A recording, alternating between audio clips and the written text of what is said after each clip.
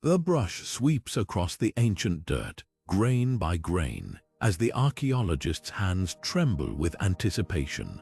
Suddenly, a glint of gold catches the sunlight, a fragment of something extraordinary buried for centuries. This isn't just another relic. It's a silent witness to the Byzantine Empire's greatest secrets, waiting to rewrite history. Today, we're unearthing 30 of these puzzling artifacts that defy explanation. Objects so baffling they blur the line between miracle and invention. Picture a cup that changes color like magic, a weapon so advanced its recipe vanished without a trace, and religious relics whispered to hold divine power. These aren't just treasures, they're riddles carved in gold, glass, and stone, each hiding clues about an empire that mastered both sacred mysteries and cutting-edge science. From the shadowy politics of the imperial palace to battlefields where technology seemed borrowed from the future, we're piecing together a puzzle that stretches across 1,000 years. And here's the thrilling part: some of these artifacts still guard their secrets, despite modern science's best efforts to crack them. So grab your virtual shovel. We're digging deep into the enigmas of Byzantium, where every artifact has a story that challenges what we thought we knew. By the end, you'll see this empire not just as a chapter in history books, but as a vault of unsolved mysteries begging to be explored. Let's begin. Now, let's turn our attention to the first artifact, a dazzling enigma that seems to defy the limits of its time. The Lycurgus Cup, crafted in the 4th century, isn't just a masterpiece of Byzantine glasswork, it's a scientific marvel. Picture this: a goblet that shifts from a deep, glowing green in natural light to a fiery, translucent red when lit from behind.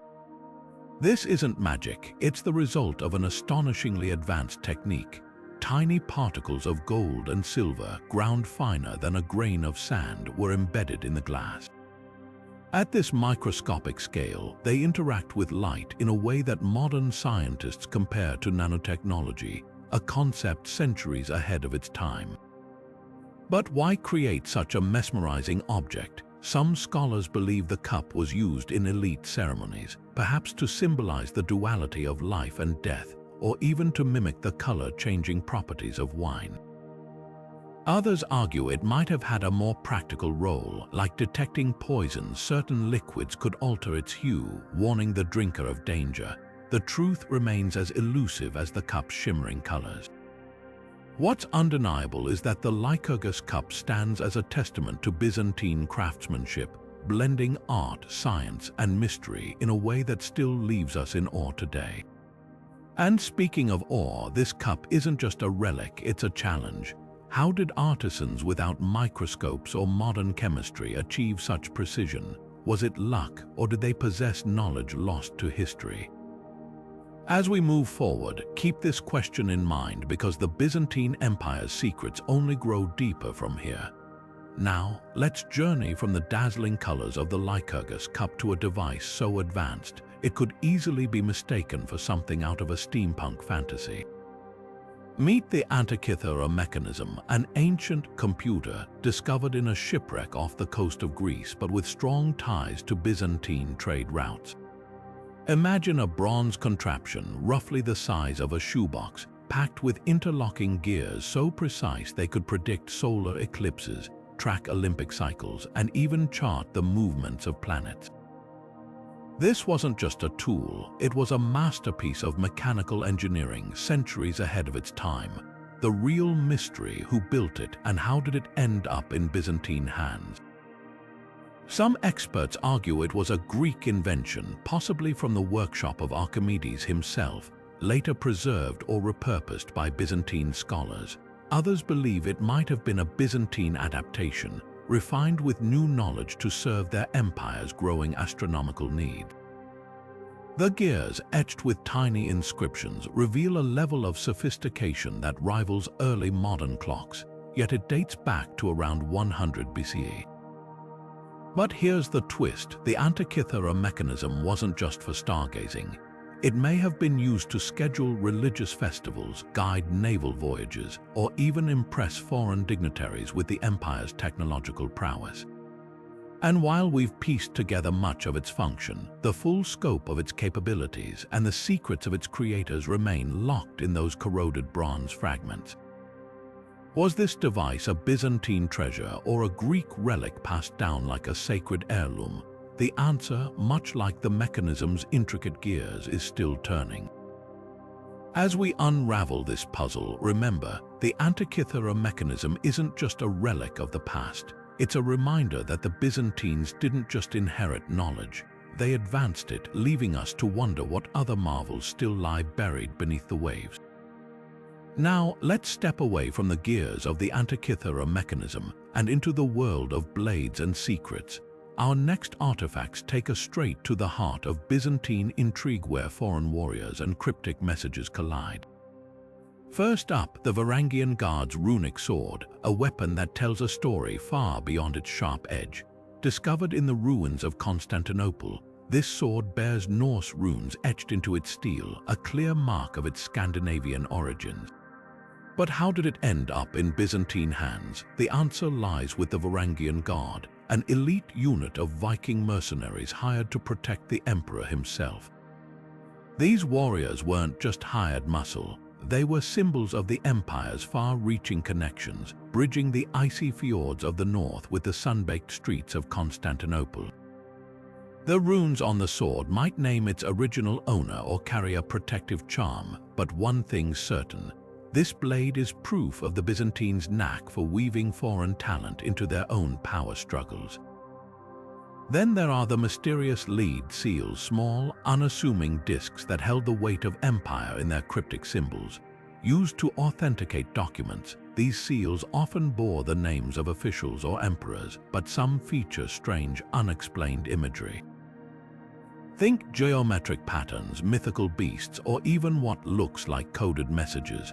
Were these just bureaucratic stamps, or did they hide something darker? Clandestine networks, secret treaties, or warnings meant only for certain eyes?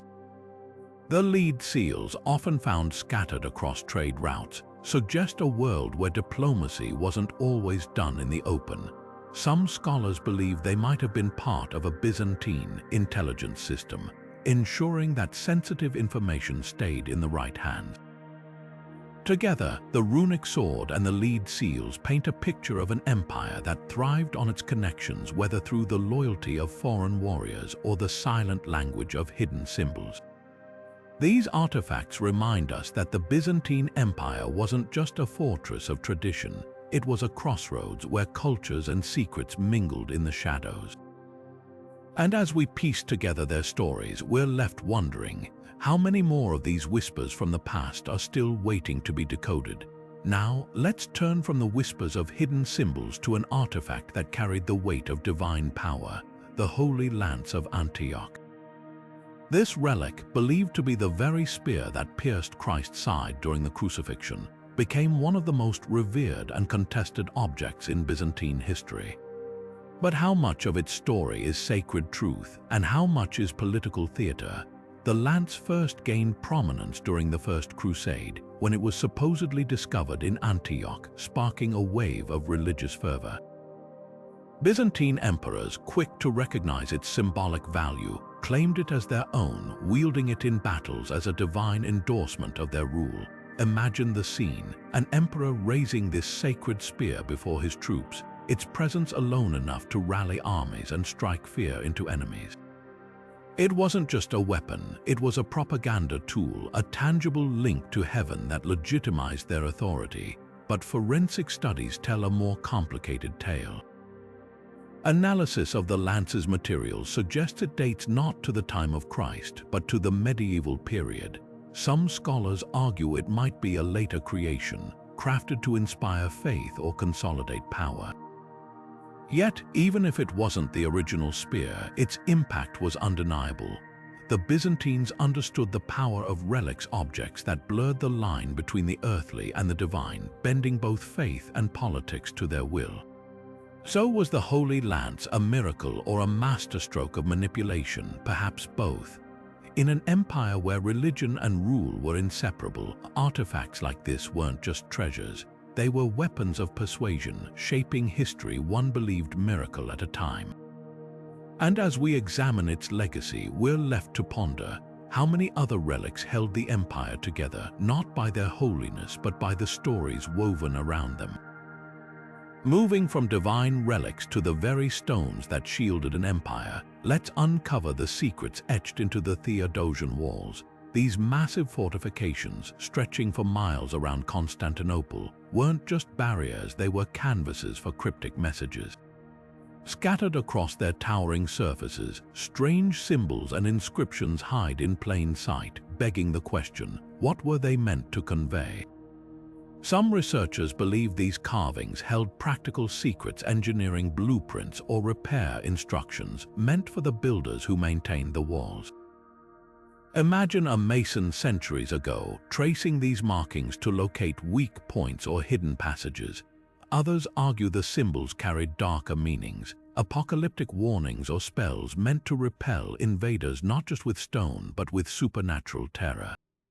After all, these walls were Constantinople's last line of defense. Embedding them with divine protection would make psychological sense. What's especially intriguing is where these inscriptions appear. They cluster near gates and vulnerable sections, spots where attackers would focus their assaults. Was this a deliberate tactic, a way to unsettle enemies who might decipher the symbols as curses?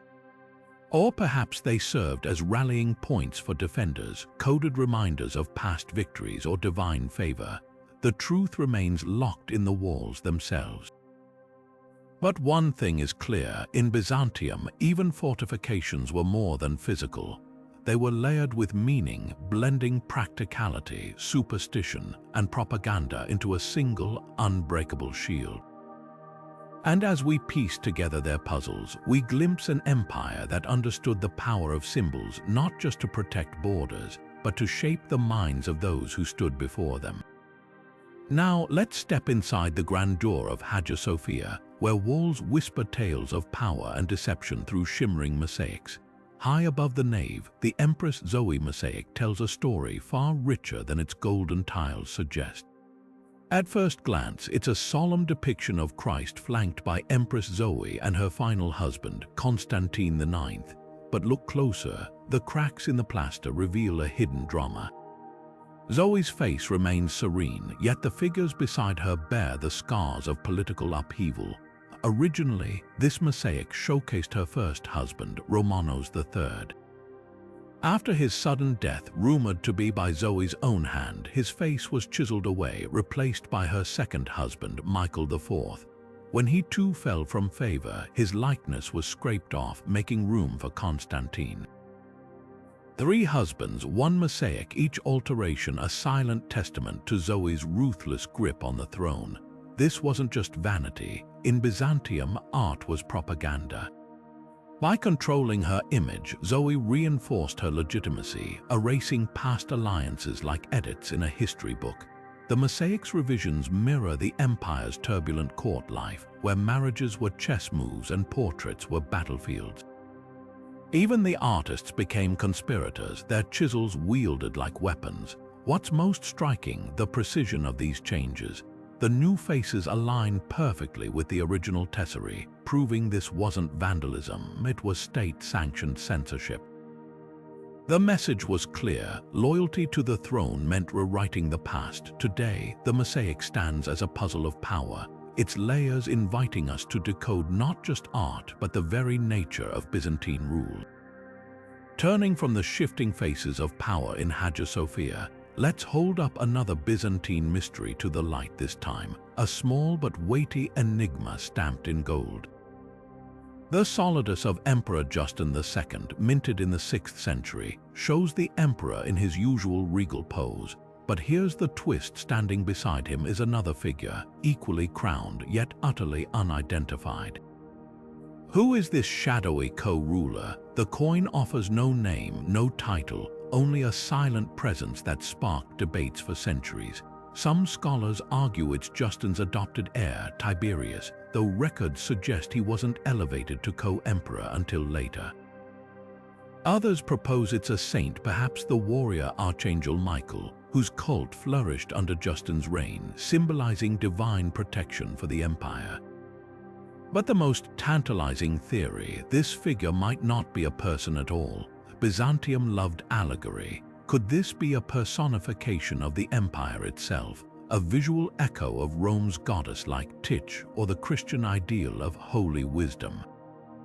Coins were propaganda after all. By placing an ambiguous figure beside him, Justin might have been reinforcing his authority as the empire's living embodiment. What's undeniable is the precision of the message. Every curve of the die was deliberate. If the Zoe mosaic showed power through erasure, this coin shows it through inclusion, a calculated ambiguity that kept subjects guessing. Was it an heir, a guardian, or the spirit of Byzantium made gold? The answer, like so much of this empire, lies just beyond our grasp. Now, let's step into the turbulent world of Byzantine religious identity, where faith and power collided in startling ways. Two artifacts, the chalk gate's missing icons and the Esquiline treasure's puzzling motifs, reveal a society caught between devotion and destruction. First, the chalk gate. This grand entrance to Constantinople's imperial palace once held a towering mosaic of Christ, known as the Christ Chalkites. But in the 8th century, it vanished, smashed on the orders of Emperor Leo III during the iconoclasm crisis. For over a century, Byzantine rulers waged war on religious images, claiming they were idolatrous. The gate's empty space became a symbol of this violent purge. Yet, here's the irony, fragments of the original mosaic were later found hidden beneath plaster, suggesting some secretly preserved the very art their leaders condemned. Then there's the Esquiline treasure, a lavish collection of silver plates and jewelry from elite Roman homes. At first glance, they seem purely Christian crosses, saints, even scenes of Jesus' miracles. But look closer and pagan motifs creep in. Vine scrolls tied to Dionysus, peacocks symbolizing Juno, and laurel wreaths echoing Roman emperors. Was this heresy? Not necessarily. For Byzantine aristocrats, blending old and new imagery might have been a quiet act of cultural memory, a way to honor their roots while conforming to the empire's Christian veneer. Together, these artifacts paint a nuanced picture. The chalk gate shows the state's heavy hand in controlling faith, while the Esquiline treasure hints at private resistance or perhaps simple human nostalgia. In Byzantium, even the divine was never just black and white. Now, let's shift our focus from the spiritual to the explosive, because the Byzantines weren't just masters of art and faith, they were also terrifying innovators in warfare. Among the most enigmatic discoveries from their naval battles are small, unassuming clay vessels that archaeologists now call Byzantine hand grenades.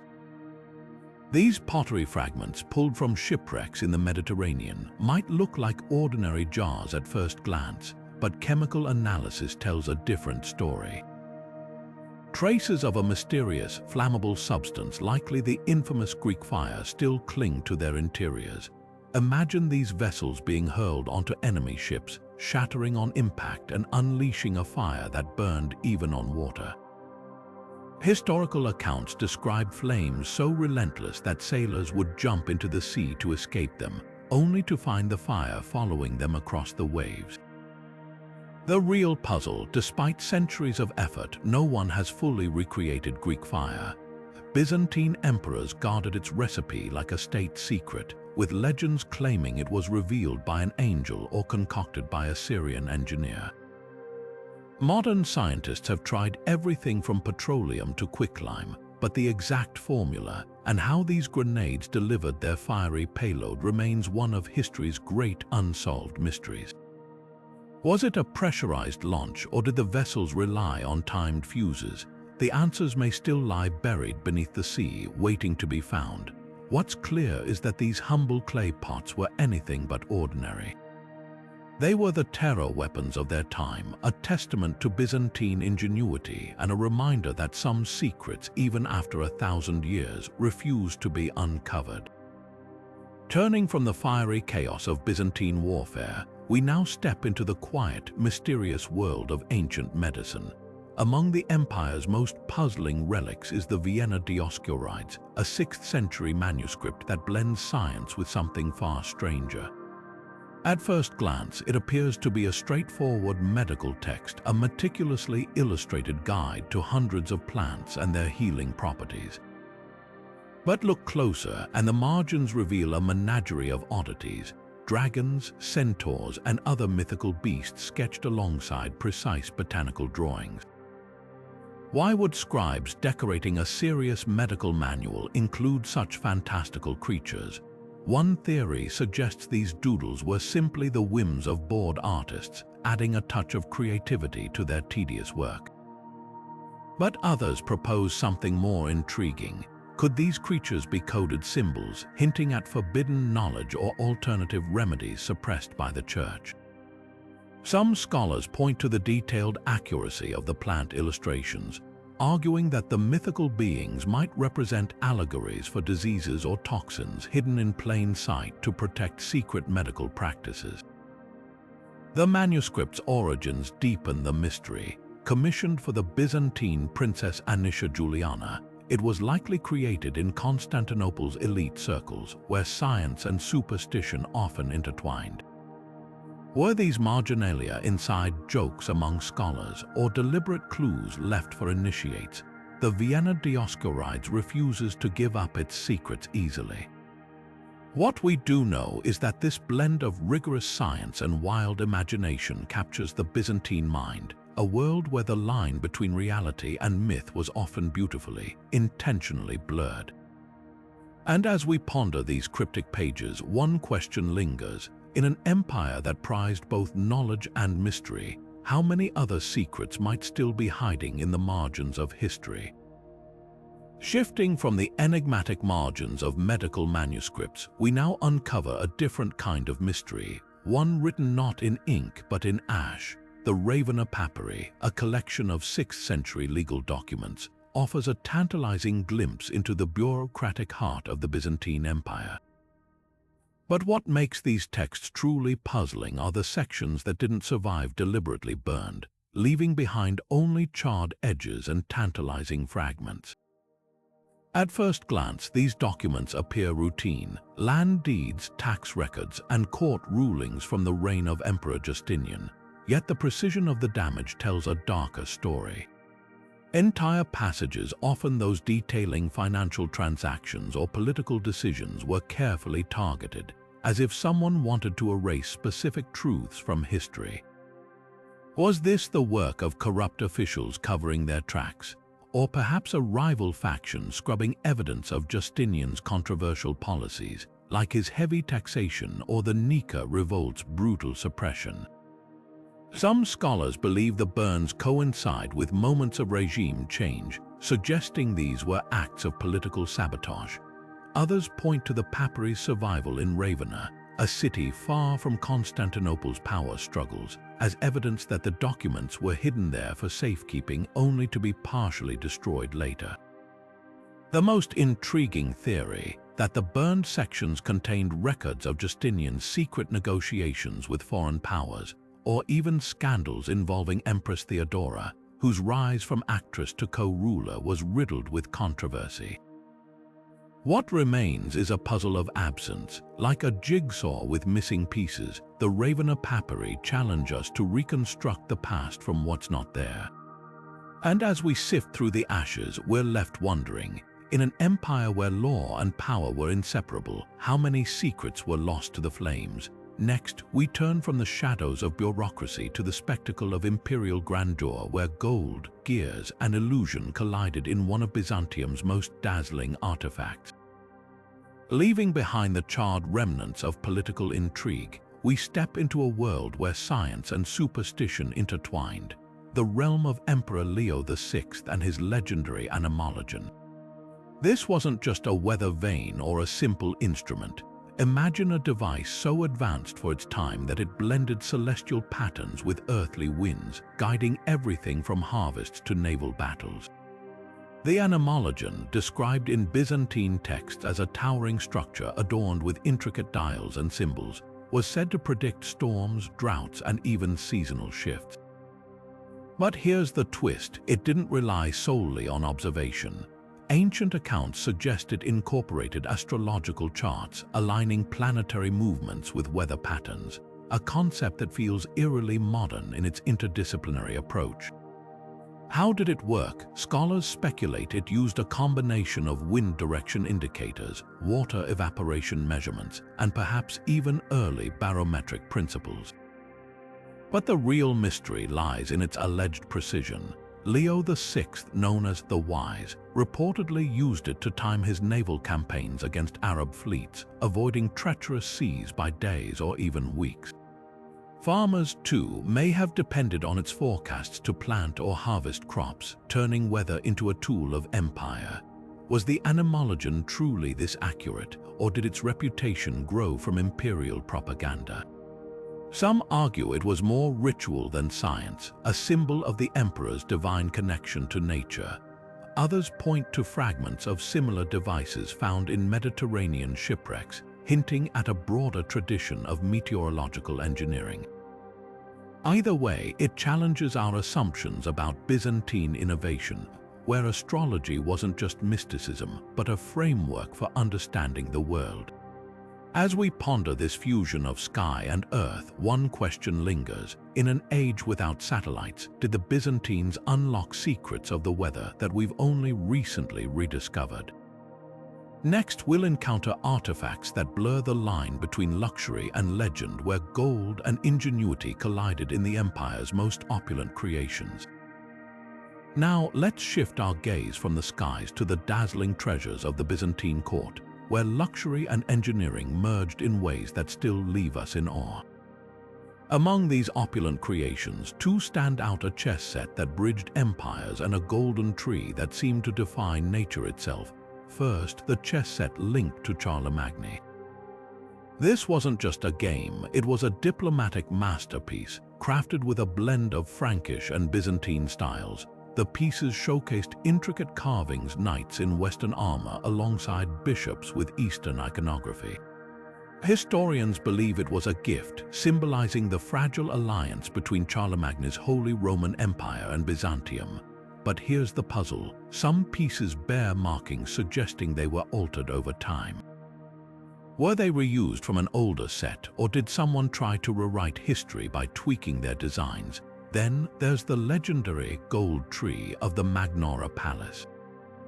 Picture this: a mechanical marvel, its branches shimmering with precious metals, while artificial birds perched among them burst into song at the press of a hidden lever.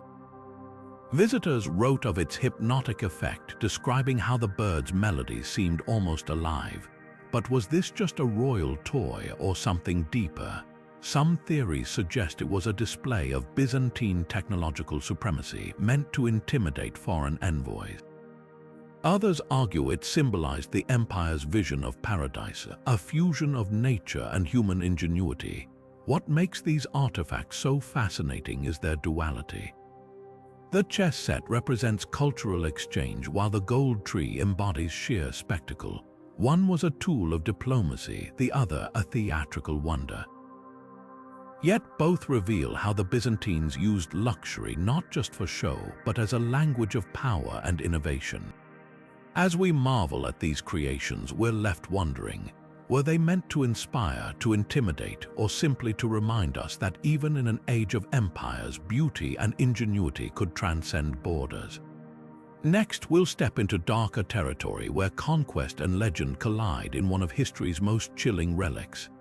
But now, let's turn from dazzling displays of wealth to something far more macabre, a relic steeped in vengeance and imperial brutality. The so-called Bulgar Slayer skull cup of Emperor Basil II is one of the most chilling artifacts to emerge from Byzantine history. According to legend, after his decisive victory over the Bulgarians at the Battle of Claudion in the year 1014, Basil ordered the skull of his defeated enemy, Tsar Samuel, to be fashioned into a drinking goblet.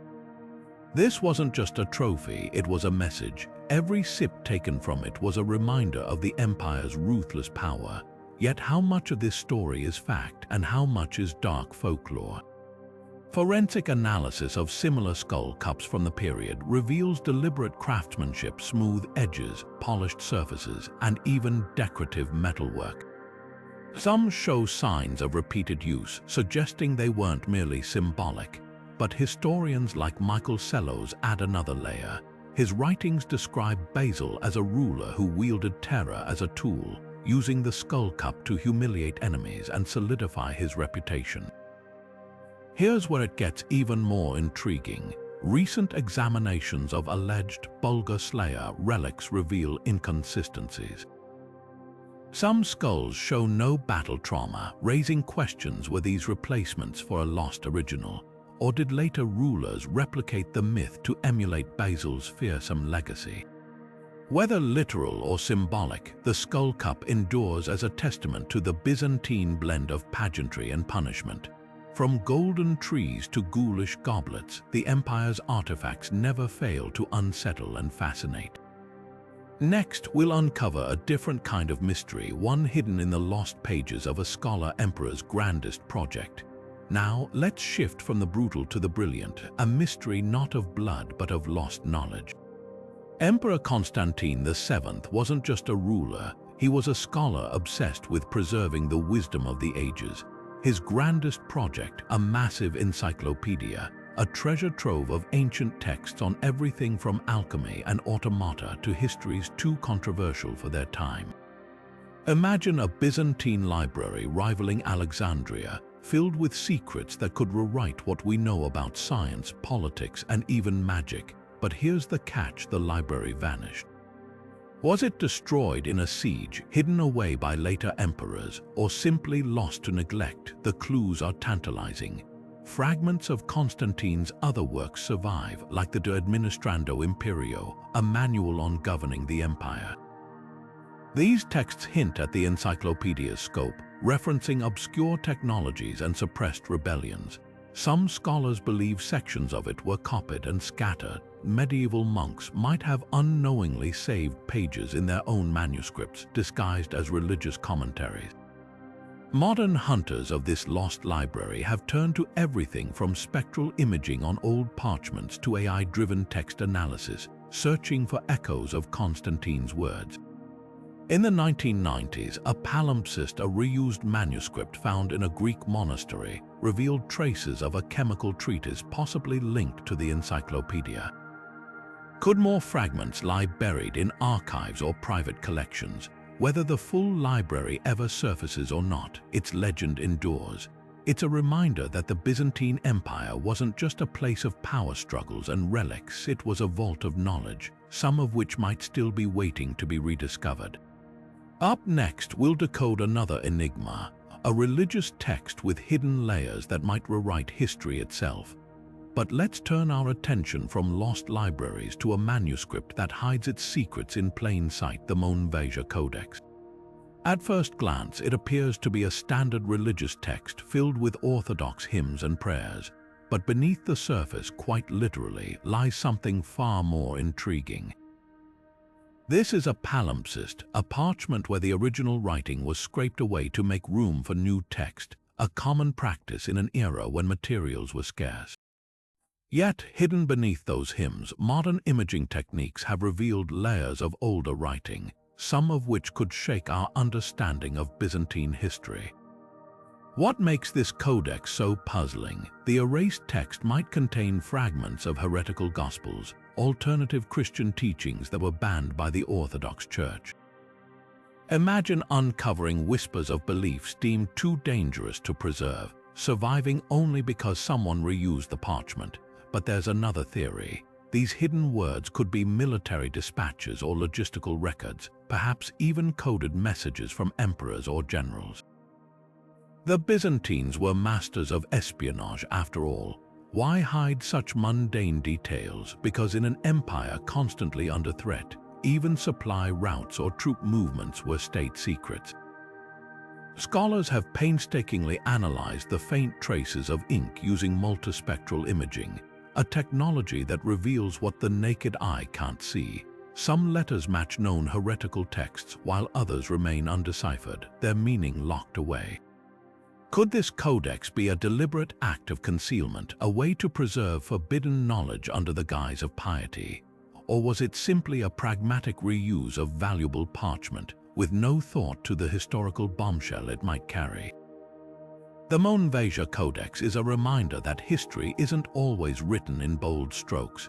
Sometimes it's buried beneath the surface, waiting for the right tools and the right curiosity to bring it back to light.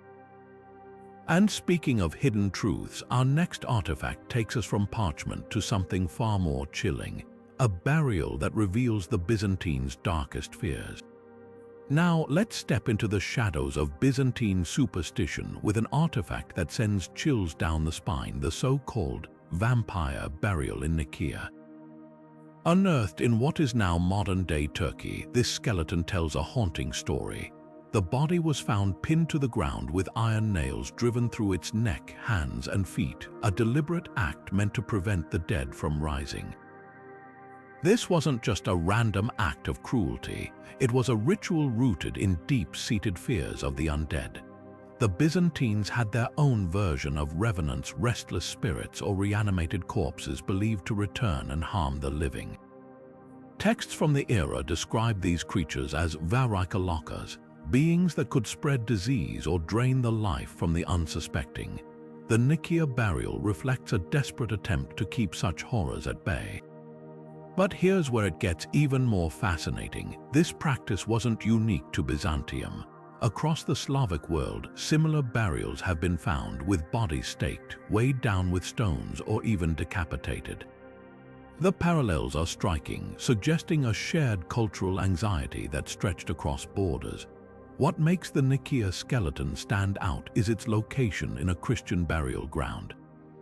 The Church officially dismissed pagan superstitions, yet here we see a blend of faith and folklore, a testament to how deeply these fears ran. Was this person accused of being a vampire in life, or was it a precaution against an unexplained death like a sudden plague? Forensic clues hint at the latter. The skeleton shows no signs of violence before death, only the post-mortem nailing. Comparing Byzantine and Slavic vampire myths reveals subtle differences. Slavic legends often depicted vampires as shape-shifters or bloated, blood-drinking monsters, while Byzantine accounts lean toward spectral, disease-spreading entities. Yet both cultures shared the same solution: immobilize the dead to protect the living. The Nicaea burial forces us to confront the Byzantines' darker side, an empire of glittering churches and cutting-edge science, but also one where the line between faith and fear could blur in the night. And as we move forward, prepare to shift from the supernatural to the scientific, where fossils and poisons blur another kind of line entirely. Now, let's turn from the supernatural to the scientific, where the Byzantines grappled with mysteries of nature and medicine. Our next artifacts take us into the realm of ancient science, where fossils and poisons blurred the line between reality and myth. First up are the infamous Thessalian dragon bones. Discovered in the rugged hills of northern Greece, these massive, strange-looking remains sparked debates for centuries. Were they the skeletons of mythical beasts, as some claimed, or something far more ordinary? Modern paleontology suggests they were likely fossilized bones of prehistoric mammals, giant mammoths or mastodons, misinterpreted by a society steeped in legend. But here's the twist: Byzantine scholars weren't entirely fooled. Some texts describe these finds with surprising accuracy, noting their resemblance to elephant bones. This raises a tantalizing question. Did the Byzantines possess fragments of genuine scientific curiosity, or were these descriptions just lucky guesses? The truth may lie somewhere in between, revealing a culture caught between old superstitions and emerging rational thought. Then there's Nikander's scroll on poisons and remedies, a text as fascinating as it is unsettling. Written in the 2nd century but widely circulated in Byzantine times, this manuscript details everything from venomous snake bites to deadly plant extracts. What makes it truly puzzling is its dual nature. On one hand, it offers startlingly practical advice, like using tourniquets for snake bites or identifying antidotes. On the other, it veers into the mystical, prescribing charms and incantations alongside herbal treatments.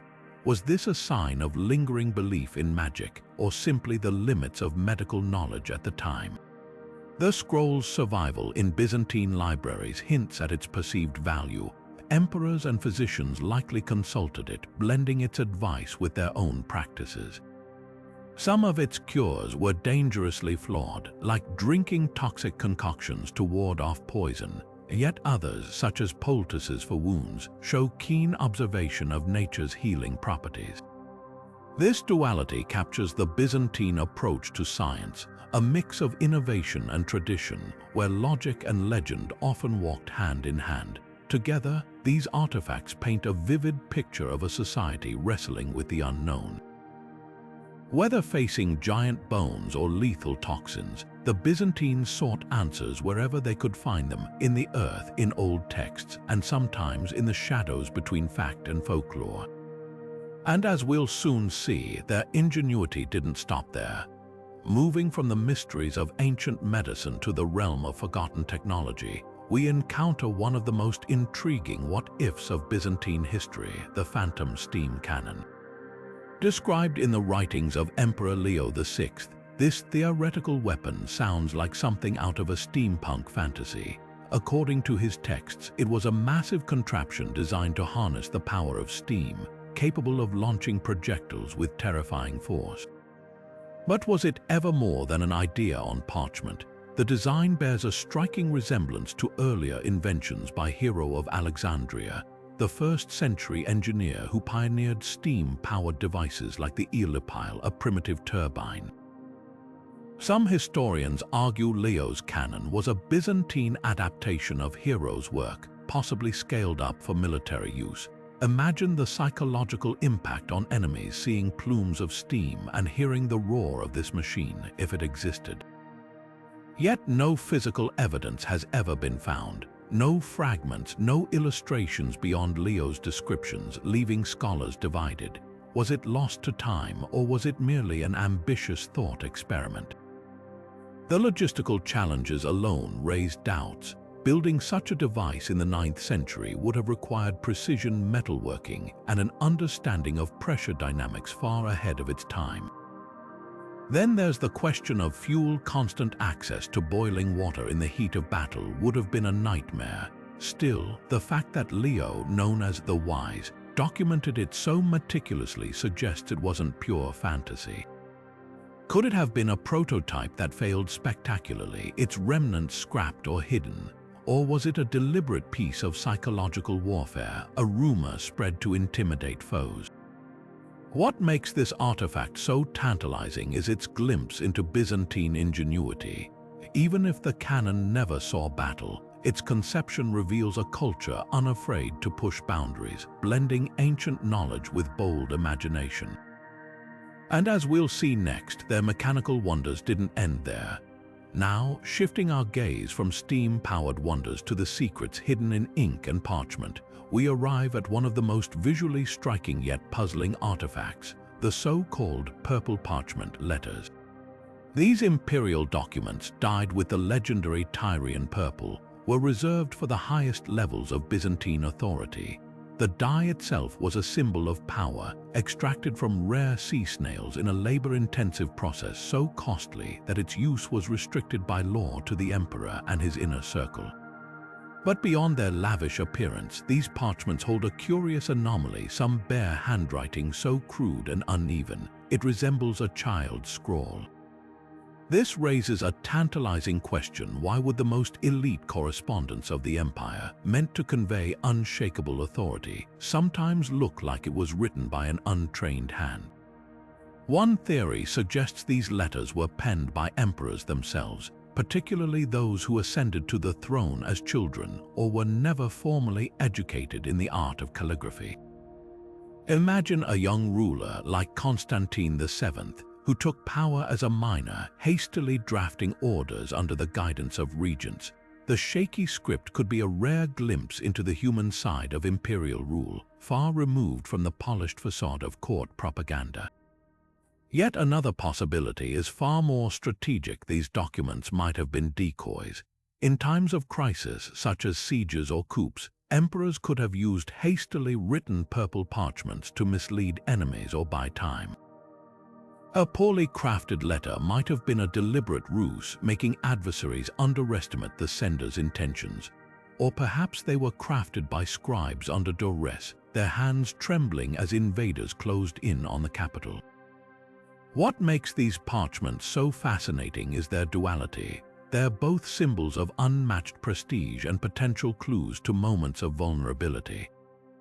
Were they the work of rulers struggling to wield a pen or clever tools of deception? The answer may lie in the untold stories behind each stain of purple waiting to be deciphered. And as we'll soon see, the Byzantines' mastery of materials didn't stop at dyes. Their next marvel would literally lift emperors above the crowd. Now, let's step into the grandeur of Constantinople's great palace, where Byzantine ingenuity reached its most theatrical heights, the mechanical throne of Emperor Constantine VII. Picture this, a ruler seated on what appears to be an ordinary throne, only for hidden mechanisms to suddenly spring to life. Golden lions at its base would let out mechanical roars, their tails thrashing, while birds on nearby branches sang with artificial voices.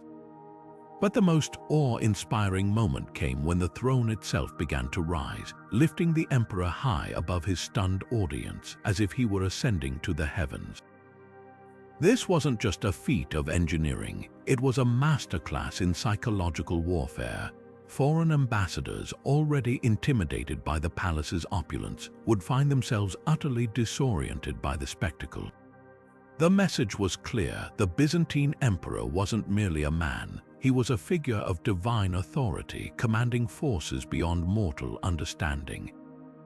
Historians speculate that the throne's mechanisms were inspired by earlier Greek and Persian automata, but the Byzantines refined them into a tool of statecraft.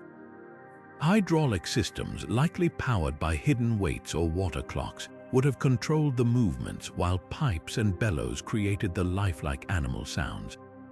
What's equally fascinating is the throne's dual purpose. Beyond dazzling visitors, it may have served as a literal elevation of imperial ideology, the rising throne mirroring the empire's belief in its heavenly mandate.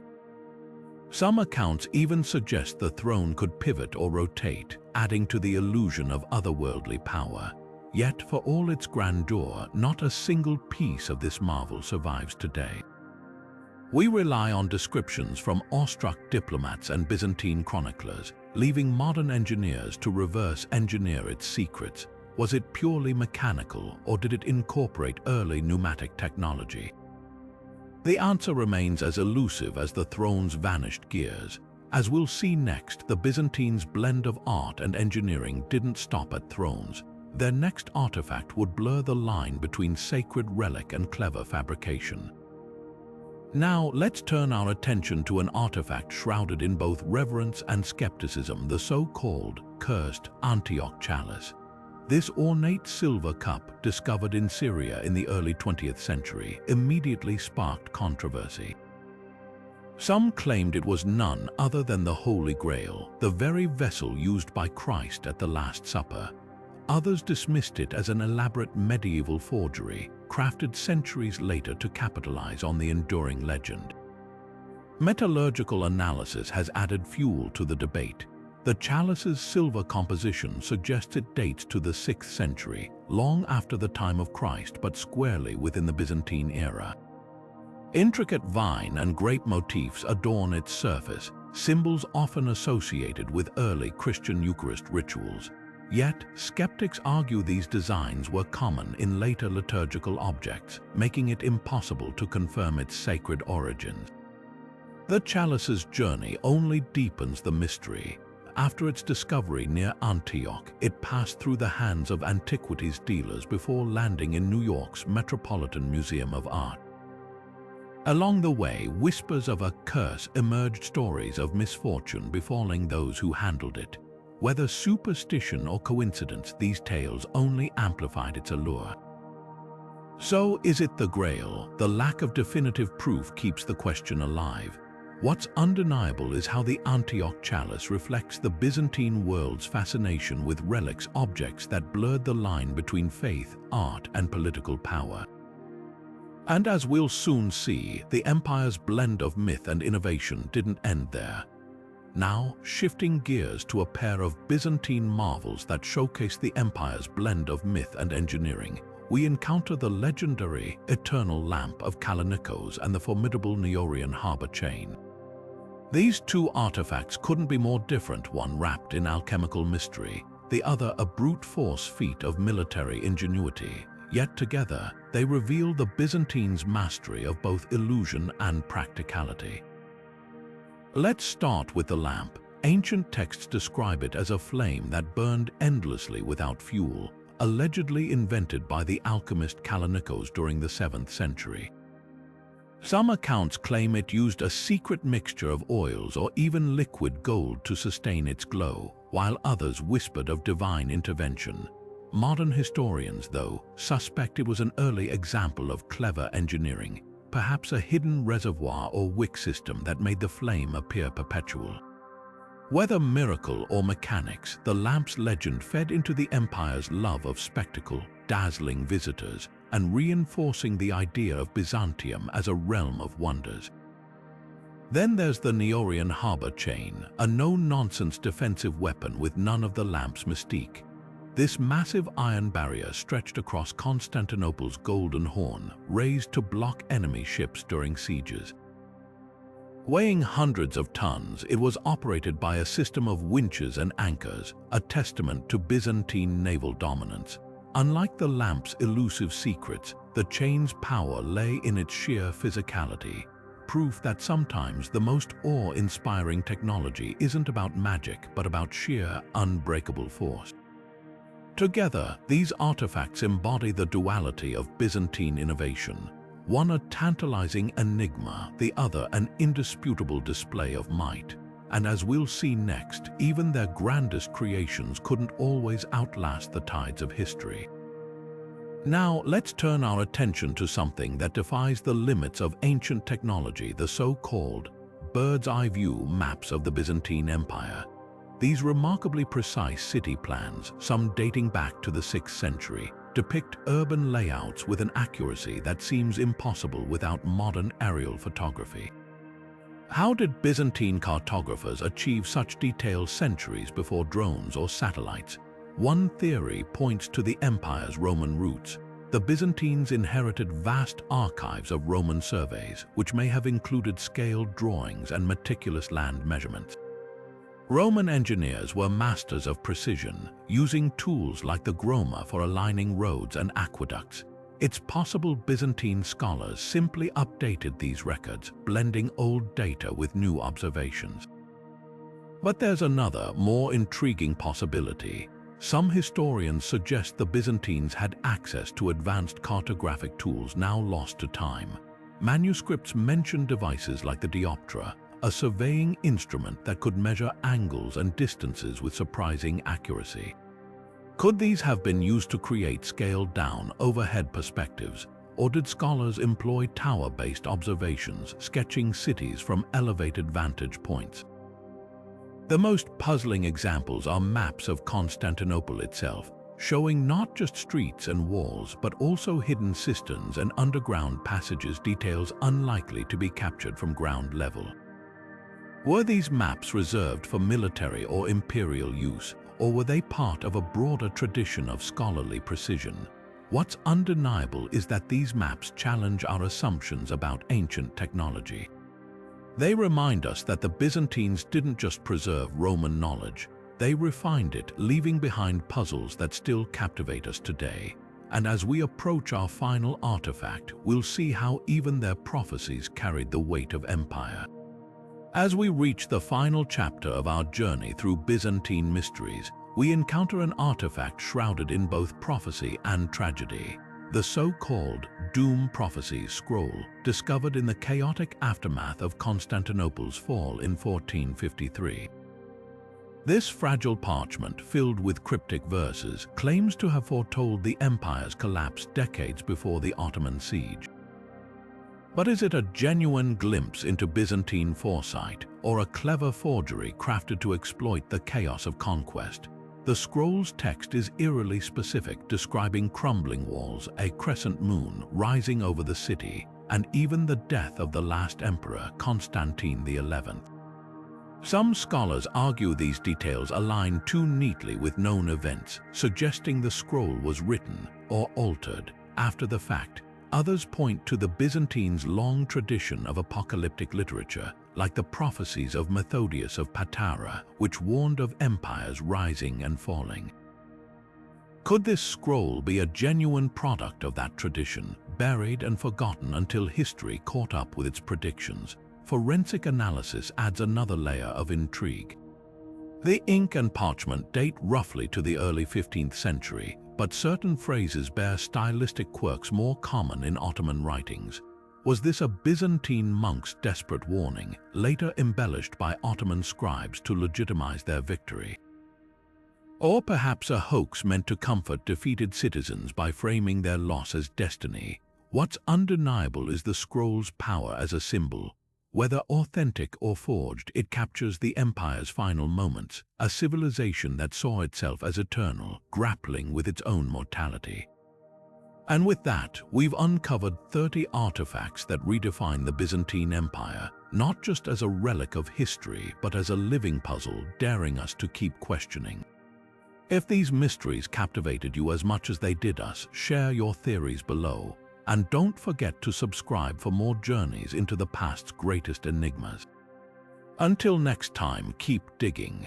And so, as we close this exploration of 30 Byzantine enigmas, one thing becomes undeniably clear. The empire was far more than just a bridge between antiquity and the medieval world. It was a dazzling collision of science and superstition, where cutting-edge innovation walked hand in hand with deep-rooted mysticism. From the Lycurgus Cup's impossible nanotechnology to the apocalyptic whispers of the Doom Prophecy Scroll, these artifacts force us to rethink everything we thought we knew. Consider how the Antikythera Mechanism's celestial calculations coexisted with the vampire burial's iron nails, or how the same empire that engineered Greek fire also trembled before prophecies etched into city walls. This wasn't contradiction, it was Byzantium's essence, a civilization that could build mechanical thrones to awe ambassadors while fretting over cursed relics and hidden gospels. What ties these mysteries together? Perhaps it's the Byzantines' unshakable belief that their empire was ordained by heaven, driving them to push boundaries in art, war, and science, even as they clung to omens and divine signs. Every artifact we've uncovered, whether forged in a workshop or whispered in a monastery, reflects that tension between human ingenuity and the hunger for something beyond human understanding. Now we turn to you. Which of these artifacts left you most unsettled or inspired? Do you think the Holy Lance was truly wielded by emperors, or was the steam cannon more than just Leo VI's fantasy? Drop your theories below. We read every comment, and if unraveling history's riddles excites you as much as it does us, hit that subscribe button and ring the notification bell. Because trust us, this is just the beginning. The past is packed with more secrets waiting for detectives like you. Until next time, keep questioning, keep digging, and remember, sometimes the most fascinating truths hide in the cracks between what we know and what we dare to imagine.